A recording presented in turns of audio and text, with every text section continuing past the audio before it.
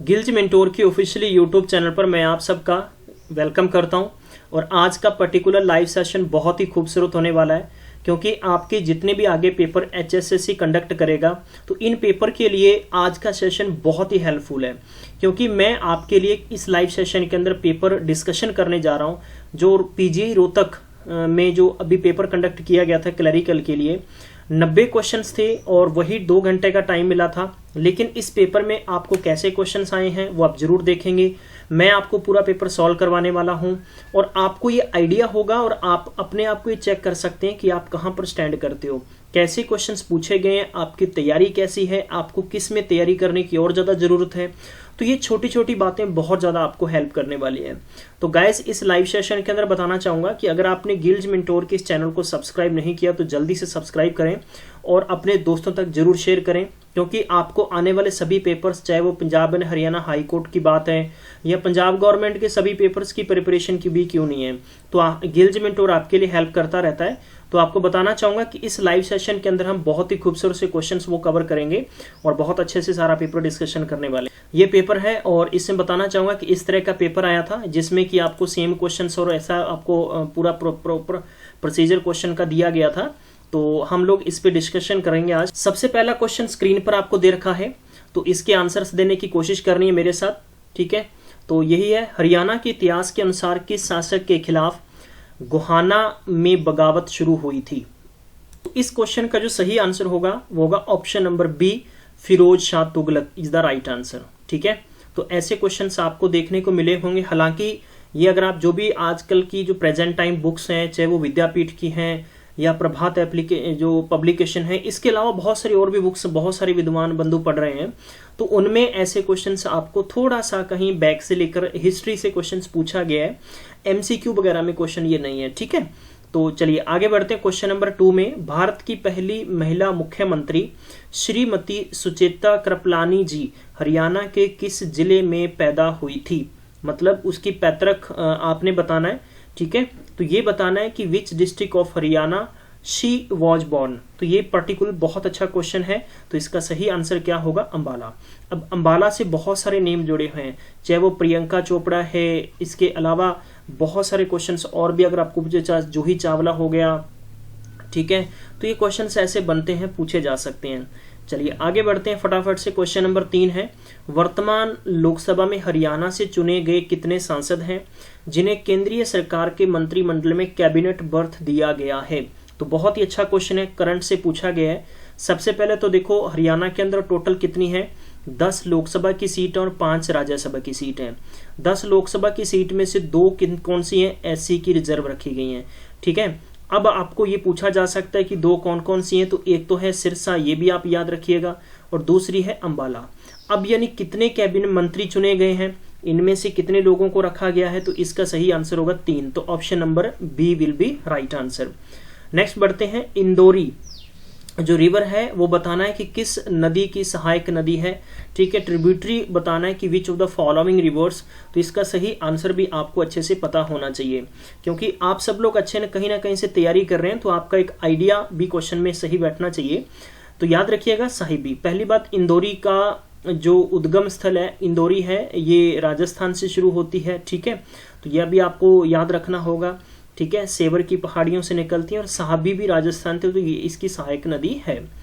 Question number 5वां है, इनमें से बताना है कि झील भगवान विष्णु को समर्पित है। तो आपने यही क्वेश्चन बताना है, which of the following lake in Haryana is dedicated to lord Vishnu. तो बहुत ही अच्छा क्वेश्चन है, इसका सही आंसर होगा ऑप्शन नंबर बी, ठीक है। तो ये आपको अच्छे से याद रखना है, इसी पर्टिकुलर क्वेश्चन के अंदर हो सकता है कि आगे भी पेपर में ऐसे पूछे जा सकते हैं। और इसमें यह भी याद रखना है, जैसे कि दमदमा गुरुग्राम के अंदर है, ठीक है। सुखना हो गया, आपको पता होना चाहिए, पंचकुला हो गया, ब्रह्म सरोवर कहाँ पर हो गया, ये आपका कुरुक्षेत्र में हो गई। तो इनकी पर्टिकुलर प्लेस यानी जगह भी आपको अच्छे से याद करनी है।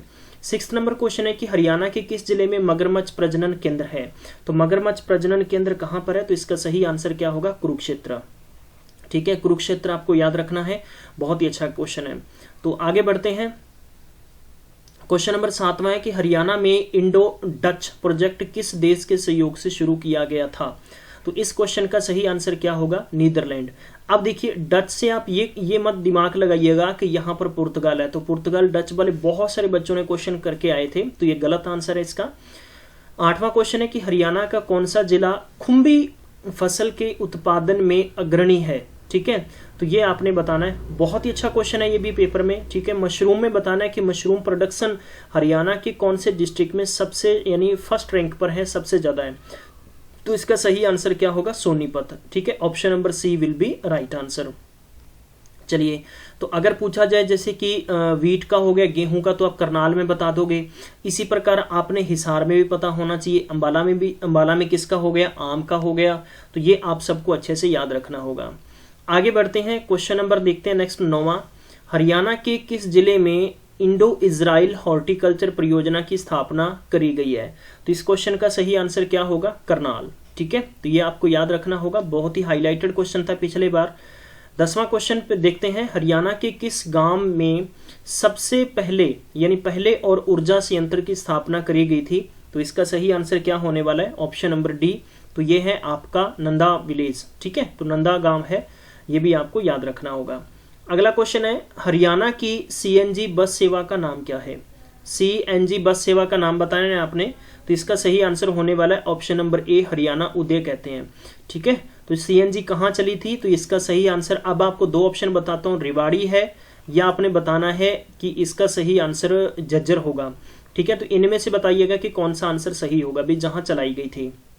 क्वेश्चन नंबर 12वां है, किस हरियाणवी फिल्म को जो कि 2014 में प्रदर्शित करी गई थी और 2 राष्ट्रीय पुरस्कार से सम्मानित किया गया इसे, यानी 2 राष्ट्रीय पुरस्कार मिले थे इसे, इस फिल्म का नाम पगड़ी, या नेक्स्ट हो गया कि बीरा शेरा, नेक्स्ट हो गया चांद चकोरी, या हम कह सकते हैं कि वीर घटोचक। तो पर्टिकुलर इस क्वेश्चन का जो सही आंसर होगा वो होगा ऑप्शन नंबर ए, पगड़ी इज द राइट आंसर, ठीक है, द ऑनर भी हम इसे कह सकते हैं। नेक्स्ट क्वेश्चन है कि हरियाणा के झज्जर जिले के बाड़सा क्षेत्र में स्थित नेशनल कैंसर इंस्टीट्यूट का उद्घाटन किस वर्ष में किया गया था, ठीक है, तो बताना है कि यहाँ पर इसका जो इनॉग्रेशन कब किया गया था। तो पहली बात तो इस क्वेश्चन में ये ध्यान रखिएगा कि नेशनल कैंसर इंस्टीट्यूट कहाँ पर है, झज्जर में, ठीक है, तो ये भी, और झज्जर की किस एरिया में है, बाड़सा एरिया में है, तो कब इसको शुरू किया गया था, तो इसका सही आंसर क्या होगा, 2019, तो आपको ये भी लेटेस्ट क्वेश्चन की जानकारी होनी जरूरी है। चलिए आगे देखते हैं कि क्वेश्चन नंबर 14 है, पिंजौर बाग के वास्तुकार निम्नलिखित में से कौन है, वास्तुकार के बारे में पूछा गया है पिंजौर के, तो इस पर्टिकुलर क्वेश्चन का सही आंसर क्या होगा, ऑप्शन नंबर सी, नवाब फिदाई खान, तो बहुत ही अच्छा क्वेश्चन है, ध्यान रखिएगा नेक्स्ट टाइम अगर ऐसा क्वेश्चन रिपीट होता है तो। 15th क्वेश्चन है, इनमें से हरियाणा के प्रथम सूफी संत के नाम का चयन कीजिए, सूफी संत बताना है आपने कि कौन सा सही होगा क्वेश्चन नंबर 15 में, तो सूफी संत का होगा इसका शेख मोहम्मद तुर्क, ठीक है, तो शेख मोहम्मद तुर्क इसका राइट आंसर है।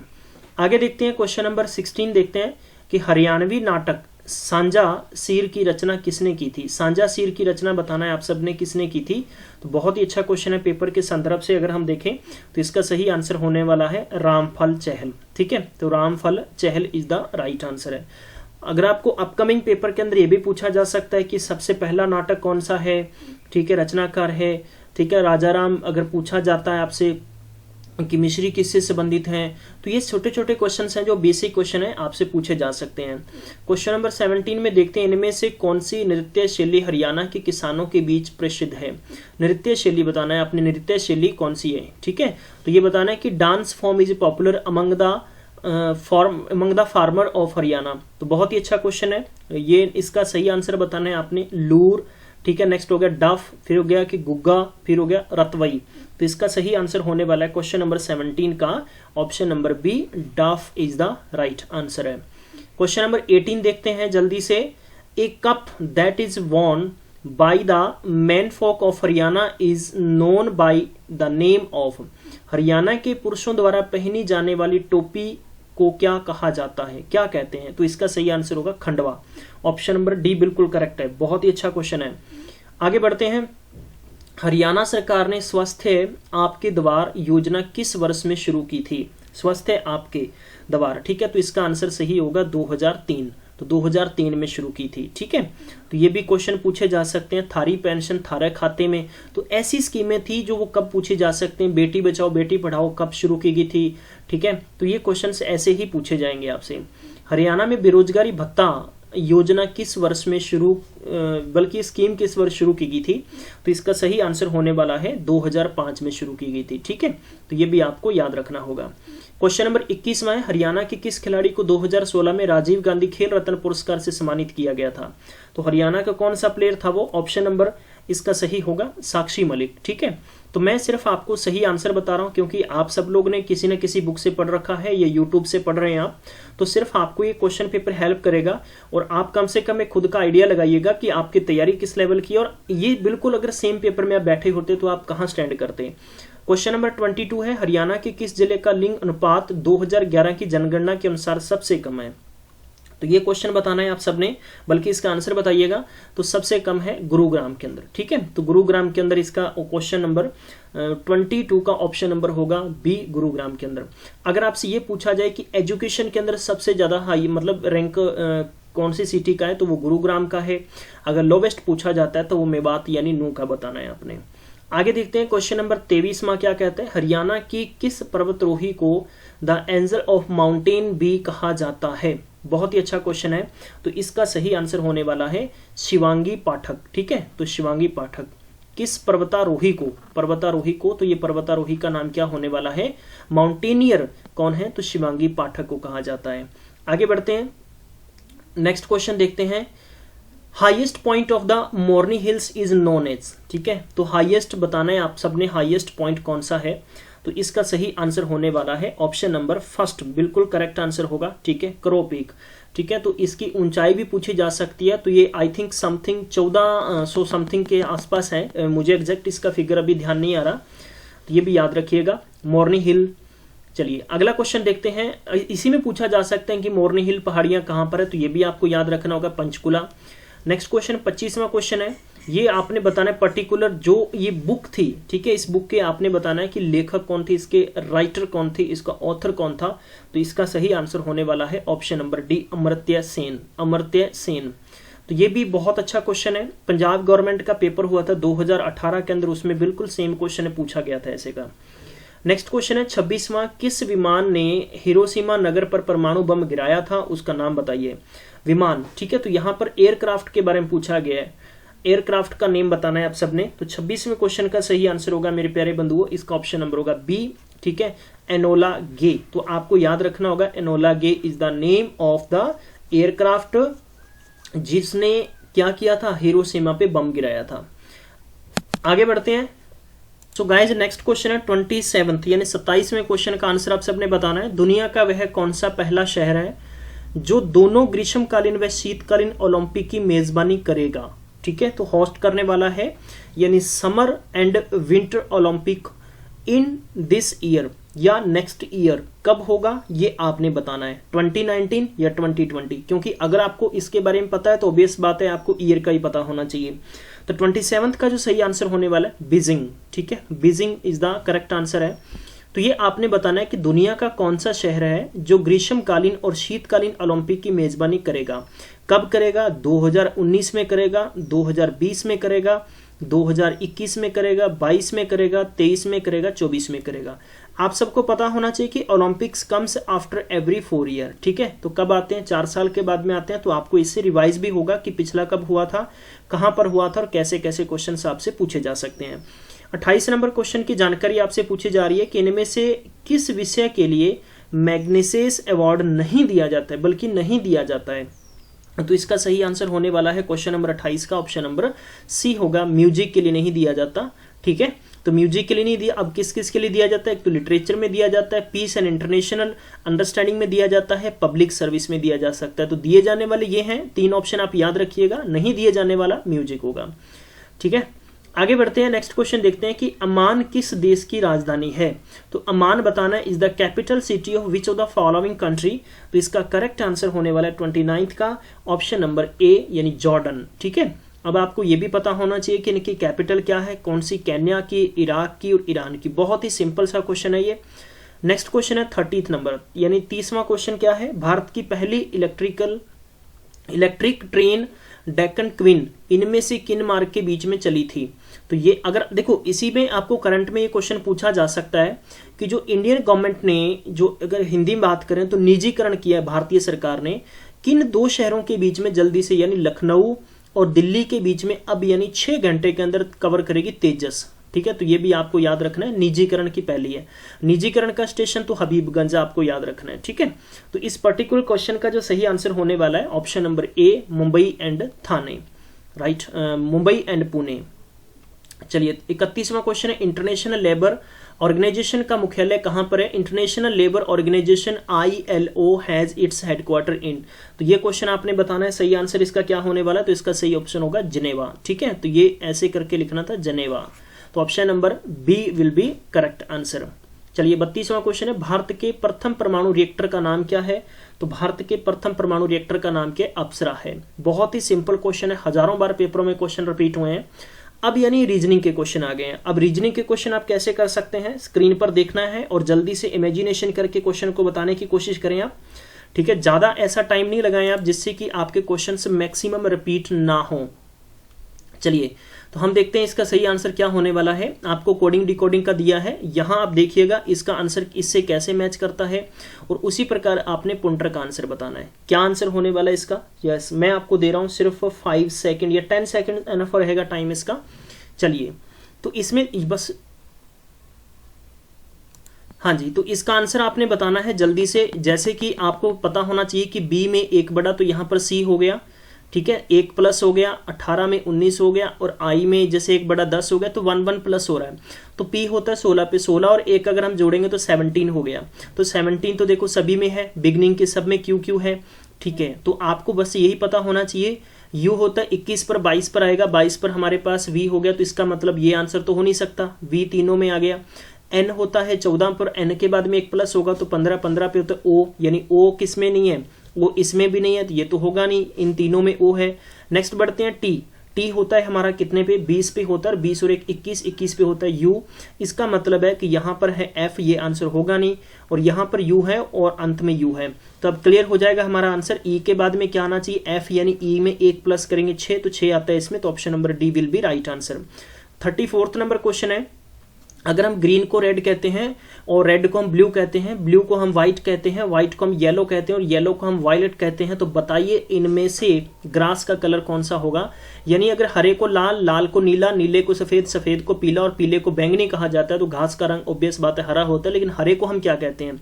हरे को हम क्या कहते हैं? लाल कहते हैं। तो इसके 34 नंबर क्वेश्चन का सही आंसर क्या होने वाला है? Option number see the correct answer होगा। चलिए 35 नंबर क्वेश्चन देखते हैं जल्दी से। इनमें से अरेंज करना है आपको, इसको मीनिंगफुल तरीके से अरेंज करना है, कोई बहुत बड़ा मुश्किल टफ क्वेश्चन नहीं है इसका। तो सबसे पहले परिवार, समुदाय, सदस्य, इलाके, संदेश, यानी फैमिली, कम्युनिटी, मेंबर, लोकेलिटी और कंट्री। तो ऑब्वियस बात है सबसे पहले क्या होंगे भाई? मेंबर होंगे। ठीक है, सबसे पहले क्या होने चाहिए? मेंबर होने चाहिए। उसके बाद में फैमिली बनेगी, भैया फैमिली बनेगी तो फिर कम्युनिटी बनेगी, यानी समुदाय बनेगा। समुदाय बनेगा तो वहां की लोकेलिटी बनेगी, लोकेलिटी बनेगी तो कंट्री बनेगी। तो ऑप्शन नंबर ए बिल्कुल कंसीडर करता है इसका। चलिए 36 नंबर क्वेश्चन के अंदर आपको इस प्रकार ट्रायंगल दे रखा है, तो ये सबसे पहले आपको चेक करना है। तो ये किसका हो गया? 9 का स्क्वायर हो गया, ये 3 का स्क्वायर हो गया, ये 4 का स्क्वायर हो गया। तो उसने 4 को यहाँ अटैच कर दिया, 3 को यहाँ कर दिया और 9 को एंड में कर दिया। तो इसका मतलब 7 का हो गया, ये 10 का और ये 8 का।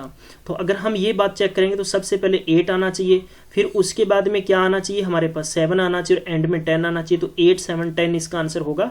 तो इसका ऑप्शन नंबर 36 का क्या होना चाहिए मेरे गाइस प्यारे बंधुओं? हाँ जी, इसमें ये आगे पीछे 8 10 और 7 आएगा। हाँ जी माफ करना, ये क्योंकि 7 अंत में आएगा, तो ऑप्शन नंबर सी इसका करेक्ट आंसर आएगा। 37 नंबर है कि 1 जनवरी 2008 को अगर मंगलवार है, ध्यान रखिए मंगलवार है, तो बताइएगा कि 2 यानी सेम डे 1 साल आगे क्या होगा।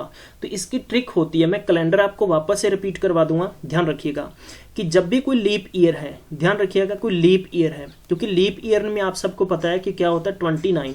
इसी प्रकार डॉक्टर मनमोहन सिंह का जो जन्मदिन है वो हर चौथे साल में आता है, ये भी आपको याद रखना है, 29 फरवरी को। अब यानी आपको इसमें क्वेश्चन ये याद रखना है कि जब लीप ईयर से आप सिंपल ईयर में जाते हो, यानी लीप ईयर से 1 साल अगर आप सिंपल ईयर में जाते हो तो 2 डेज आपने नेक्स्ट कर देना है। जब आप सिंपल ईयर से सिंपल ईयर में जाओगे तो 1 डे आप नेक्स्ट कर दोगे। क्लियर? ध्यान रखिएगा कि सिम कितना कर दोगे 1 डे, क्योंकि लीप ईयर से लीप में तो जा नहीं सकते आप, क्योंकि लीप ईयर यानी 4 साल बाद में आता है। तो 2008 लीप ईयर है, क्योंकि लीप ईयर को चेक करने के लिए आप ईयर को किससे 4 से डिवाइड करेंगे, 4 से भाग करेंगे, तो इसका मतलब ये कट रहा है। तो मंगलवार में 2 दिन ऐड कर दोगे तो क्या बनेगा आपका, वीरवार बनेगा, इट मीन्स थर्सडे। तो इसका ऑप्शन नंबर सी होगा। 38 नंबर क्वेश्चन की जानकारी करने की कोशिश करेंगे कि किस प्रकार से फ्रेम बनाकर हमें दिया है। तो जल्दी से इसका आंसर निकालिएगा कि कैसे बना है। हम इसको चेक करेंगे, 4 और 2 6 और 1 7 7 दिया। अगर हम सोचें भी 7 को 3 से मल्टीप्लाई करके 21 बना दिया है, तो हम इसी प्रकार देखेंगे कि 5 और 3 8 और 8 16, तो 16 इंटू 3 तो ये होगा नहीं, तो ये कैसे हो गया है। तो फिर हम ये चेक करेंगे कि इसका हम स्केयर करें, 2 का 4 का स्केयर करें, 1 का 1 करें, तो इनका सम कितना हो गया 21 हो गया। 5 का करें स्केयर तो 25 हो गया, इसका 9 हो गया और ये 64 हो गया। और 25 और 9 34 में 64 जुड़े तो ये बन गया। इसी प्रकार हम इसका करेंगे 36 और 49 और मेरे पास कितना हो गया 9। तो मैं इनको 58 में 36 ऐड कर दूंगा तो मेरे पास यानी 4 94, इसका option number B will be correct answer होगा। तो मैं सिर्फ आपको एक क्वेश्चन पेपर रिपीट करवा रहा हूं जिससे कि आपको हेल्प मिलने वाली आगे पटवारी के पेपर में। ऐसे पेपर में अगर क्वेश्चन आते हैं तो आप कितने क्वेश्चन कर सकते हैं। यहां पर इसमें हमें ब्लैंक दे रखा है DNL और इसका आंसर आप सबने बताना है। कमेंट बॉक्स में इसका आंसर दीजिएगा क्या आना चाहिए, ठीक है। और मैं इसमें 39 नंबर क्वेश्चन का जो आंसर होगा वो मैं कमेंट बॉक्स में लिख दूंगा आपको। 40 नंबर क्वेश्चन है इसमें कि वाइल इंट्रोड्यूसिंग आयशा यानी आशा टू गेस्ट, आशा ने अपनी पहचान किसको दी, गेस्ट को दी, ठीक है। और भास्कर ने कहा, भास्कर सेड कि her father is only son of my father, how is Asha related to Bhaskar. बहुत ही सिंपल सा क्वेश्चन है। तो देखिए कि हर फादर उसके पिता, तो ये है अगर मैं बात करूं कि आशा है इसके फादर, ये फादर हो गया है। और ओनली यानी देखिए कि भास्कर की बात हो रही है कि her father is only son of my father, तो हर फादर बहुत ही अच्छा क्वेश्चन है।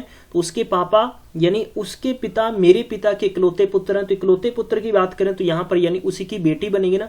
जब भी ध्यान रखिए इकलौते, हिंदी में बता रहा हूं, इकलौते की बात अगर आती है तो जो बंदा बात कहता है हमेशा बात यानी कौन कहने वाला होता है ना, तो उसी पे उसका रिप्लाई होता है। तो ये आशा यहाँ पर एक फीमेल है, तो इसका मतलब ऑप्शन नंबर इसका डी होने वाला है। अगला क्वेश्चन देखते हैं कि 2 अंकों की संख्या के अंकों का योग 8 है और अंकों को पलट देने से गठित संख्या और संख्याओं का अंतर 18 है। बिना पेन बिना पेपर ये क्वेश्चन कंप्लीट करते हैं। देखो इनके अंकों का जोड़ भी 8 है, इसका भी 8 है, इसका भी 8 है, इसका भी 8 है। वो कहता है कि अंकों को पलट देने से संख्याओं का अंतर 18 होता है। अगर मैं मानूं कि 62 है, 62 का अगर इसको अपोजिट कर मतलब इसको रिवर्स कर दूं तो 26 बन गया। 26 और 62 के बीच में डिफरेंस कितना आना चाहिए 18, लेकिन ये 18 नहीं है, तो इसका मतलब ये ऑप्शन तो हो नहीं सकता। अगर मैं इसको करूंगा तो 08 ये भी हो नहीं सकता। अगर मैं इन दोनों को करूंगा तो 35 हो गया, 35 करेंगे तो दोनों के बीच में डिफरेंस 18 आ गया, तो इसका आंसर करेक्ट है, बिल्कुल करने की जरूरत नहीं आगे। इसी प्रकार यानी हम बढ़ते हैं 42 नंबर क्वेश्चन के अंदर। 42 नंबर क्वेश्चन बहुत ही सिंपल है। 12 मीटर ऊंचा एक पेड़ हवा में इस तरह से टूट जाता है कि शीर्ष का जो कोण है वो जमीन पर छूता है, ठीक है। तो इस प्रकार से एक ट्री है और मैं अगर बात करूं तो यहां से ये टूट जाता है, इस प्रकार से बाउंड्री को लगता है। अगर मैं इसको ABC करूं, ठीक है, तो ये मतलब टूट गया है और यहाँ पर 60 डिग्री का एंगल बन रहा है। अब 12 मीटर का ऊंचा था ये, ठीक है, तो 12 मीटर इसकी ऊंचाई थी। तो वो पूछता है कि नीचे से किस ऊंचाई पर पेड़ हवा से टूटा है। तो मतलब अगर इसकी कंप्लीट दूरी इतनी है तो ये बताइए कि दूरी कितनी होने वाली है। तो देखो भैया इसको 2-3 तरीके हैं करने के, या तो आप फॉर्मूले से कर लीजिए या आप इसको रेशियो बेस से कर लीजिए, ठीक है। तो अगर आप रेशियो बेस से करेंगे तो क्वेश्चन बहुत ईजी और आसानी के साथ कंप्लीट आपका हो जाए। तो मैं आप सबके लिए एक बहुत ही सिंपल सा फॉर्मूला बताने वाला हूं जो ट्रिग्नोमेट्री में आगे भी आपको काम देगा। तो ऐसे क्वेश्चंस को आप अच्छे से कैसे कर सकते हैं, वही सबसे बड़ा सवाल खड़ा होता है। तो आपको ट्रिग्नोमेट्री में रेशियो आने बहुत जरूरी है। देखो रेशियो क्या बनते हैं, मैं आपको 2 यहाँ पर बहुत ही सिंपल से ट्राइंगल बना के बता देता हूँ। अगर जब भी मान लो 45 डिग्री और 90 डिग्री इनका हो तो 1:2। और अगर आपको पूछा जाता है जैसे 30 डिग्री 90 डिग्री और 60 डिग्री और 90 डिग्री, तो इसका रेशियो बनेगा 1:3:2, ठीक है। तो इसी पे आप इंप्लीमेंट करिए। जो मैंने यहाँ पर A और C बनाया ये एक पोल है, तो वो मतलब बोल रहे हैं कि यहाँ से 12 मीटर ऊंचा पेड़ हवा में टूट जाता है और वो जमीन पर झुक जाता है। इसका मतलब हो गया कि इसकी लंबाई देखो यहाँ से लेकर जो ये चीज है ये कंप्लीट यहाँ तक हो गया। परपेंडिकुलर और इसकी हाइट, इसका मतलब परपेंडिकुलर और हाइट ये मिलकर टोटल कितना है, ये 12 है। क्लियर। तो अब 60 डिग्री का एंगल बन रहा है। अब 60 के सामने रखिएगा, रेशियो कितना है, √3 है। और यहाँ पर 30 डिग्री के सामने 1 है और 90 डिग्री के सामने 2 है। तो इसी बेस पर इसका आंसर निकालेंगे। तो इसका आपको 42 नंबर क्वेश्चन का आंसर निकल कर आएगा 5.5 मीटर। क्वेश्चन नंबर देखते हैं 43rd में। 43rd में ये बहुत ही सिंपल सा प्रोबेबिलिटी का क्वेश्चन है। तो प्रोबेबिलिटी इस क्वेश्चन को बिना पेन आप कर सकते हैं पेज से। 3 कॉइन्स हैं, वो एक साथ उछाले जाते हैं तो कम से कम 2 बार हेड आने की संभावनाएं क्या होती हैं। तो ध्यान रखिएगा कि जब भी आपको जो एक्सपेक्टेशंस वैल्यू दी जाती है वो हमेशा अपॉन में आती है। तो देखो इसके 4 हैं और यहाँ पर 6 हैं, यहाँ पर 4 हैं, तो डेफिनेटली 2 हेड है, तो 1/2 इसके डाउन में आएगा। तो इसका ऑप्शन नंबर सी होगा। आगे देखते हैं। हालांकि मैं इसको डिटेल में अगर समझाऊंगा तो मुझे पूरा प्रोबेबिलिटी आपको अलग से समझाना पड़ेगा। बेसिकली हम इस क्वेश्चन को रिवाइज कर रहे हैं बस सिंपल तरीके से। एक परीक्षा में एक छात्र प्रत्येक सही उत्तर के लिए 6 अंक प्राप्त करता है। ठीक है, राइट के लिए 6 अंक प्राप्त करता है और गलत के लिए 4 खो देता है। तो उसने 80 प्रश्नों का उत्तर दिया और 310 अंक पाए गए, तो उसने सही प्रश्नों का उत्तर बताना है। ठीक है, इसका आंसर करिएगा, क्या आएगा। मैं इसका आंसर कमेंट बॉक्स में लिखूंगा आपको 44 नंबर क्वेश्चन का। बहुत ही प्यारा क्वेश्चन है। ठीक है, बहुत ही प्यारा क्वेश्चन है और इसके आंसर आप सबको अच्छे से आने चाहिए। ठीक है, आगे बढ़ते हैं। इसी प्रकार 45th नंबर क्वेश्चन देखेंगे हम लोग। 45th नंबर क्वेश्चन बहुत ही सिंपल क्वेश्चन है। देखिए इसमें क्या बोला गया, आपको स्पीड दे रखी है तो आपने स्पीड क्या लिखनी है, सबसे पहले कार की स्पीड है और फिर आपके पास ट्रक की स्पीड है। यहाँ पर 5/6 होगा। तो आप सबको पता है कि जब एफिशिएंसी निकालेंगे तो अपोजिट हो जाएंगे। तो यहाँ पर कितना समय लेता है, 6x हो गया और यहाँ पर कितना हो गया, 5x हो गया। तो हमारे पास पर्टिकुलर इस क्वेश्चन को पहले करने की सुविधा क्या थी। हाँ, यहाँ पर पहले ट्रक का दे रखा है, माफ करना जरा, फिर कार का है, तो ये CR। ठीक है, तो हमारे पास टाइम दे रखा है कि कार को निश्चित दूरी तय करने में टोटल 85 मिनट लगते हैं। तो मैं लिखूंगा 5x = 85। तो x की वैल्यू कितनी आ गई, 17, 1.7 घंटे। ठीक है, तो इसका ऑप्शन नंबर ए बिल्कुल करेक्ट होगा। तो क्वेश्चन नंबर 46 देखते हैं जल्दी से, क्या इसका आंसर होना चाहिए। यहाँ पर हमें एक सीरीज दी गई है, सीरीज के क्वेश्चन को कवर करेंगे। इन दोनों का डिफरेंस देखेंगे तो हमारे पास कितना आ रहा है, 66 आ रहा है। इन दोनों का डिफरेंस 88 आ रहा है। तो हमें एक आइडिया मिलेगा यहाँ से, और इन दोनों का डिफरेंस देखेंगे तो इसी प्रकार हम कह सकते हैं कि हमारे पास 110 आ गया। तो 22 का टेबल होना चाहिए। तो यहाँ पर 44 का डिफरेंस, यहाँ पर 22 का डिफरेंस, तो 37 के अंदर 22 ऐड करेंगे तो हमारे पास 59 आना चाहिए। इसका ऑप्शन नंबर 2। अगर 22 का स्केयर करते हैं हम तो कितना होता है, 484, और 12 का अगर हम क्यूब करते हैं तो हमारे पास होता है 728। अगर हम इसमें से लेस करेंगे, अगर हम देखिए इनमें से लेस करेंगे तो हमारे पास 4, 4 और 12। तो इसका सही आंसर क्या आना चाहिए, option number A will be right answer. Next पूछा गया कि इनमें से सबसे बड़ी लार्जेस्ट आपको फ्रैक्शन पूछी गई है। तो लार्जेस्ट फ्रैक्शन कैसे बताएंगे, ओबियस बात है, 2-3 तरीके से बता सकते हैं। इसको डिवाइड करके सबसे बेस्ट तरीका होता है आप इसकी वैल्यू को कम से कम मानिएगा, तभी आप इसका आंसर निकाल सकते हैं। तो इसका आंसर चेक करेंगे तो आप इसका आंसर डी पाएंगे। 49 नंबर क्वेश्चन में आपको कुछ साइंस के क्वेश्चन दिए गए। जीवन के रखरखाव के लिए ऊर्जा की आवश्यकता होती है, इसे किस प्रक्रिया द्वारा प्राप्त किया जाता है। तो इसका सही आंसर होने वाला है ऑप्शन नंबर ए। ठीक है, तो ध्यान रखिएगा, वेरी वेरी इंपॉर्टेंट क्वेश्चन है ये। तो इसका सही आंसर पता चल गया आपको, sorry for that. Next question है कि सौर ऊर्जा निम्न में से किसके कारण है। सौर ऊर्जा निम्न में से किसके कारण है। तो solar energy is due to, तो इसका रीजन बताना है। बहुत ही सिंपल सा क्वेश्चन है ये, हमें आई थिंक 5th 6th की क्लासेस में बताना शुरू कर देते हैं टीचर्स। तो इसका सही आंसर होने वाला है, ठीक है, तो फ्यूजन रिएक्शन के रीजन। तो इसका सही आंसर होगा ऑप्शन नंबर डी। नेक्स्ट है 51 नंबर क्वेश्चन है, हवा के गुब्बारे में हीलियम भरी जाती है क्योंकि सबसे हल्की होती है, पर हाइड्रोजन नहीं क्योंकि यह सबसे ज्यादा क्या होती है, हल्की होती है। इवन की जो अगर हम बात करें कि जो सी में जाते हैं, जैसे समुद्र में नीचे जाते हैं ना, कई बार आपने डिस्कवरी पे देखा होगा, तो उनके जो ऑक्सीजन होता है तो उसमें भी हीलियम होती है। तो इसका सही आंसर होने वाला है ऑप्शन नंबर डी, हवा के साथ विस्फोट मिश्रण नहीं बनती है। तो इसका आंसर होने वाला है। नेक्स्ट क्वेश्चन है 52 वायुमंडल में धूल के कण, नमक के दाने और पराग के कण, धुआं आदि होते हैं जिन्हें सामूहिक रूप से किस नाम से जाना जाता है। तो सामूहिक रूप से बताना है किस नाम से जाना जाता है। तो इसका आंसर होगा एरोसोल के नाम से जाना जाता है। बहुत ही अच्छा क्वेश्चन है, पेपर के संदर्भ में बहुत इंपॉर्टेंट क्वेश्चन है। आगे देखते हैं क्वेश्चन नंबर, यदि किसी विद्यार्थी के हाथों पर ये एसिड की बूंदें गिर जाती है तो तुरंत क्या करना चाहिए। तो ये तो बहुत ही आसान सा क्वेश्चन है। तो 53 का आंसर होने वाला है कि हाथ को पानी से धोने के बाद उस पर यानी सोडियम हाइड्रोजन कार्बोनेट का एक पेस्ट लगाना चाहिए। तो ठीक है, तो ये आप हमेशा ध्यान रखिएगा, अगर आगे इन फ्यूचर भी अगर ऐसा किसी के साथ हो जाता है तो आप उससे यही सजेस्ट करें। 54 में है, इनमें से कौन सा पादप हार्मोन है। ठीक है, तो हार्मोन का बताना है, तो इसका आंसर होने वाला है, ठीक है, ऑप्शन नंबर डी। नेक्स्ट बढ़ते हैं क्वेश्चन नंबर 55 पे, इनमें से कौन सा पदार्थ वार्निश ग्लेजिंग एजेंट बनाने में प्रयोग किया जाता है। तो इसके आंसर यहाँ पर डी है, इसके साथ में अटैच करके दे रखा है। तो इसका आंसर क्या होने वाला है 55 का, तो इसका आंसर होगा ऑप्शन नंबर बी। ठीक है, तो याद रखिएगा। 56 का आंसर है, सिलेंडर में एलपीजी भरते समय एक पदार्थ डाला जाता है जिसे एलपीजी लीक होने का आसानी से पता चल जाता है। तो इस पदार्थ का नाम बताइए आप। 56 का आंसर होगा ऑप्शन नंबर बी। ठीक है, तो ये आपको ध्यान रखना है। आगे बढ़ते हैं और कुछ यहाँ पर क्वेश्चंस आपको इंग्लिश के संबंधित दे रखे हैं। 57 का बताना है आपने answer, dash dash dash him so I sent a letter. ठीक है, तो इसका सही आंसर क्या होने वाला है, तो इसका ऑप्शन नंबर होगा सी। ठीक है, क्योंकि यहाँ पर पास्ट टेंस की डिस्कशन हो रही है, तो यहाँ पर नीड का नहीं होगा, ठीक है, नीडंट का नहीं होगा, तो यहाँ पर पास्ट टेंस में डिडंट नीड टू सी दे रखा है, तो यहाँ पर नीड एज ए मॉडल की तरह नहीं, एज ए वर्ब की तरह यहाँ पर काम कर रहा है। 58 नंबर क्वेश्चन में देखेंगे क्या आंसर होना चाहिए। To save my life I ran fast, मैं बहुत तेजी से दौड़ा। और इसी प्रकार आपने बस चेक करना है कि ये वर्ब कौन सी है, ये सेकंड है या फर्स्ट वर्ब है, इसी के अकॉर्डिंग आपने यहाँ पर सेट करना है। बेसिकली देखो, आपको बहुत ही सिंपल रूल रेगुलेशन का पता होना चाहिए और आसानी के साथ ही इसका आंसर कर सकते हैं।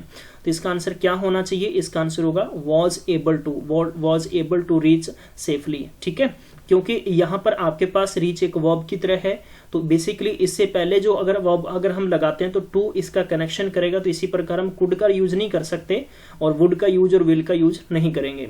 59 नंबर क्वेश्चन की जानकारी देखते हैं, इसमें सही आंसर क्या होना चाहिए। आप जरूर इस क्वेश्चन को पढ़िएगा और इसका आंसर देने की कोशिश करें। 59 नंबर क्वेश्चन का आंसर होना चाहिए इन। नेक्स्ट बढ़ते हैं, 60 नंबर क्वेश्चन का है कि he is dependent dash his parent. तो बताइएगा कि इसका आंसर क्या होने वाला है, तो इसका आंसर होगा ऑन। नेक्स्ट क्वेश्चन देखते हैं 61 का आंसर होगा बी एंड 62 का आंसर होने वाला है डी।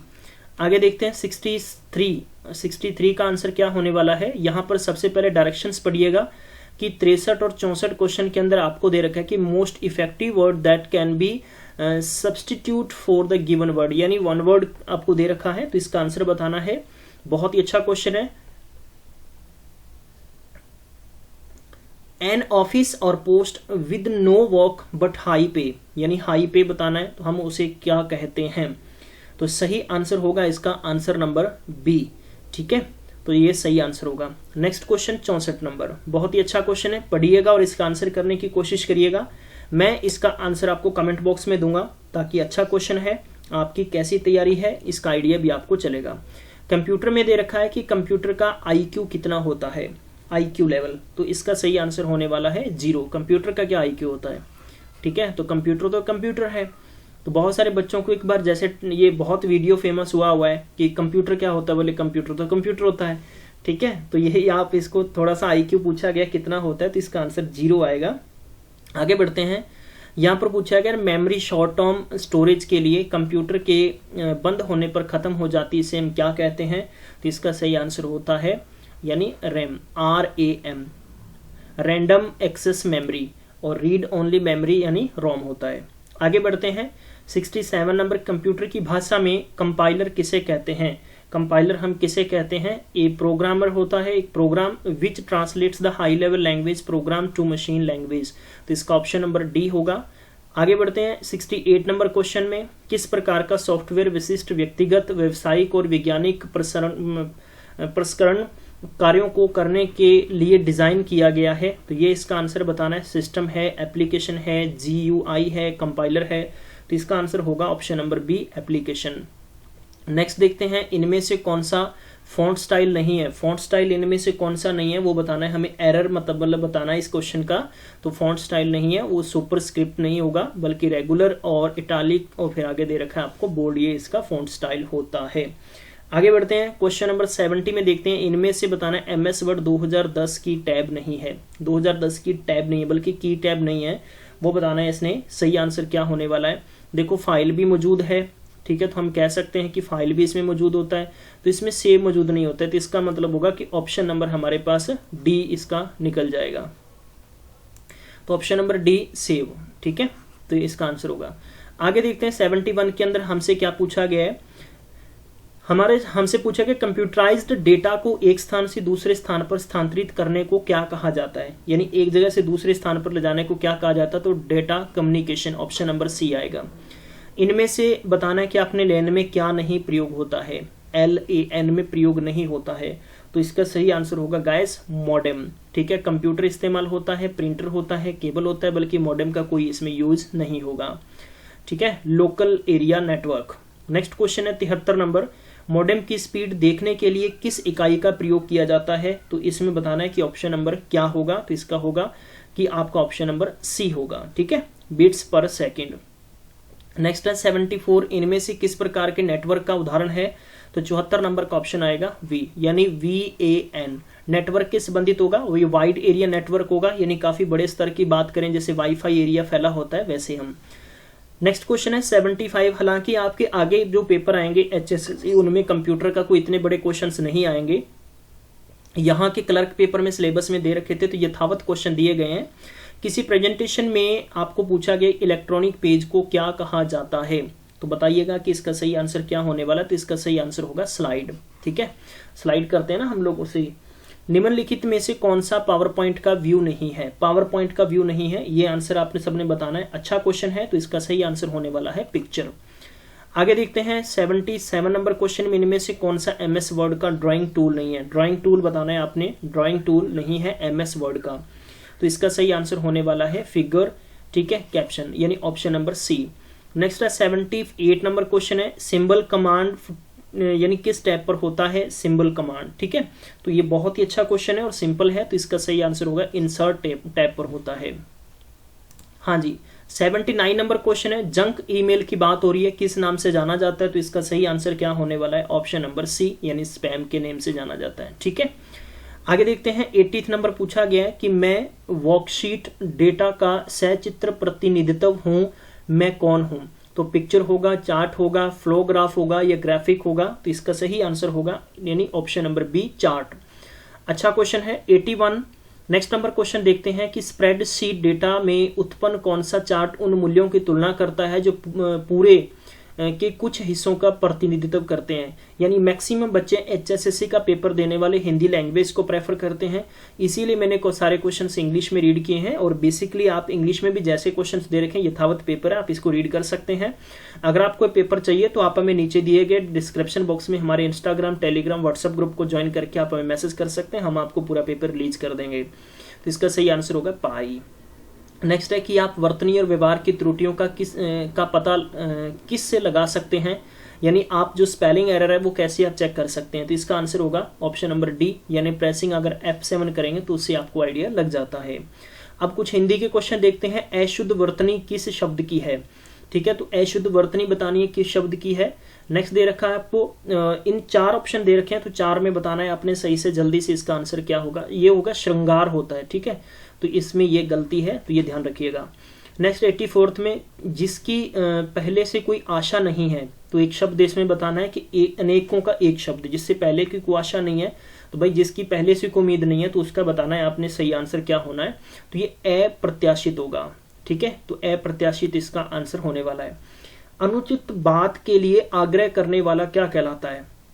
अनुचित बात करने वाले, आग्रह करने वाले को क्या कहलाता है? तो ये होता है दुराग्रही, ठीक है, तो ये याद रखना, दुराग्रही। ध्यान रखिएगा कि एक वर्ड जैसे ये तो होता है ग्रह, और अगर जो ये वर्ड होता है ना, तो जैसे कि गृह कार्य बच्चों को दिया जाता है तो मैक्सिमम इसको गृह कार्य बोलते हैं, गृही कार्य होता है, ठीक है, क्योंकि ये वर्ड जो होता है ऋषि वाला वर्ड होता है। 86 की बात करते हैं तो हमने नेक्स्ट काम करना, ये प्रत्यय के संबंधित है, तो प्रत्युपकार का संधि विच्छेद क्या होगा? तो ऐसे क्वेश्चंस आपको पूछे जाएंगे पेपर में, तो इसका सही आंसर क्या होगा? प्रति प्लस उपकार, प्रति प्लस उपकार होगा। आगे बढ़ते हैं इनमें से बताना है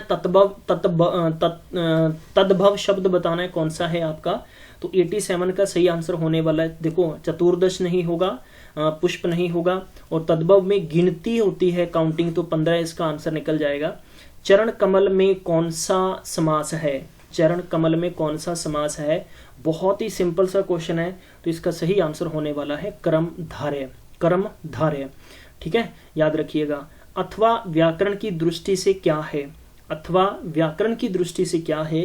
तो अक्सर बार आपने क्वेश्चन पेपर देखा होता है, जैसे कि मान लो आप कोई भी पेपर देने जाते हैं, सपोज अगर आपको दे रखा है कि आंसर द फॉलोइंग, ठीक है, इनका आंसर दीजिए, जैसे कि क्वेश्चन नंबर ए है, या हिंदी वालों को क्या दे रखा होता है, ठीक है, इंग्लिश वालों को इंग्लिश में तो इसे और देकर भी दे रखा होता है, और हिंदी में अथवा देकर ये दे रखा होता है, ठीक है। तो इनमें से बताना इसका यहाँ पर क्या है, तो ये अवयव है, तो व्याकरण की दृष्टि से अवयव बताना है आप सबने, ठीक है। 90 नंबर क्वेश्चन है कि डरने के अर्थ में कौन सा कारक का प्रयोग किया गया, तो कारक बताइएगा आप यहाँ पर। तो इसका क्वेश्चन क्या होगा? अपादान होगा, ठीक है। तो ये 90 क्वेश्चन थे गाइस, आप अपना स्कोर जरूर चेक करिएगा। आप सबने अपना बेशकीमती समय दिया, इसके लिए मैं आपका गिल्ज मेंटोर के इस चैनल पर मैं आप सबका बहुत बहुत शुक्रिया करूंगा। तो गाइज अगर आपने इस चैनल को सब्सक्राइब नहीं किया तो जल्दी से सब्सक्राइब करके आगे जरूर शेयर करें अपने दोस्तों तक, ताकि हर एक स्टूडेंट तक गिल्ज मेंटोर की आपके सहयोग के साथ आगे फैलना चाहिए।